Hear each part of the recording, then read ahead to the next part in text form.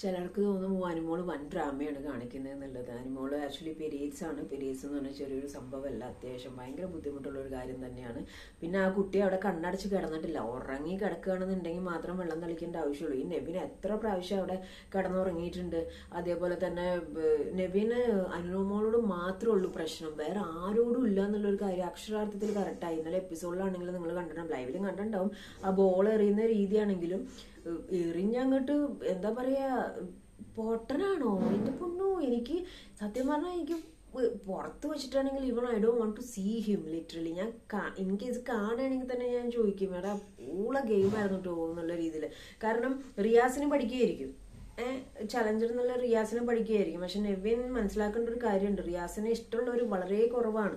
വളരെ കുറവെന്ന് പറഞ്ഞാൽ വളരെ കുറവാണ്. അപ്പൊ ഇവനും ഇതന്നെയാണ് കാണിച്ചുകൊണ്ടിരിക്കുന്നത്. അടുത്ത ഇതിലൊക്കെ ബിഗ് ബോസിന്റെ ചലഞ്ചറിലായിട്ട് കയറാൻ പറ്റുന്നുണ്ടെങ്കിലും പ്രേക്ഷകരുടെ ഇഷ്ടം എന്ന് പറയുന്ന ഒരു സംഭവമുണ്ട്. അപ്പൊ അതൊരു മാന്യമായ ഹെൽത്തി ഗെയിമായിട്ട് കളിക്കാതെ ഒരു പെൺകുട്ടിയെ മാത്രം ടാർഗറ്റ് ചെയ്ത് ബുള്ളി ചെയ്ത് കളിക്കുമ്പോൾ ഉണ്ടാവുന്ന ഒരു അരോചകം ചെറുതെന്നല്ല. ഒരുപാട് കമന്റ്സ് എനിക്കും വന്നു, നെവിനെ ഇഷ്ടമായിരുന്നു ഇപ്പൊ ഇഷ്ടം പോയെന്ന്. അതിൽ തെറ്റില്ല, കാരണം എനിക്കും ഇഷ്ടമായിരുന്നു, നല്ലൊരു എന്റർടൈനർ ആയിരുന്നു. പക്ഷെ ഈ 2 ദിവസം കൊണ്ട് എന്റെ ഗ്രാഫ് പാതാളവും കഞ്ഞന്റെ അപ്പുറത്തേക്കും പോയി. അപ്പൊ അനുമോള് അവിടെ പുറത്ത് കിടക്കുന്നുണ്ട്. അപ്പം അനീഷിന് ഇത്തിരി സോഫ്റ്റ് കോർണർ ഉണ്ട്. അനീഷ് കൊണ്ടുപോയി പുതപ്പും തലോണയൊക്കെ കൊടുത്തു. ഇവൻ അതില് 100 ആണെങ്കിൽ പോലും സപ്പോർട്ട് ചെയ്യുന്നില്ല. അവിടെ നെവിൻ അതില് അനുവിന്റെ മേത്ത് വെള്ളം ഒഴിച്ചു കഴിഞ്ഞപ്പോ മിണ്ടാണ്ടിരുന്നിട്ട് അനു എന്തോ മനുഷ്യനാണോ എന്നാണ് ചോദിക്കുക, ആണാണോ പെണ്ണാണോ എന്നല്ല ചോദിക്കുക എന്നുള്ള ഡയലോഗ്. അത് പറയേണ്ട സിറ്റുവേഷൻ ആണല്ലോ അത്.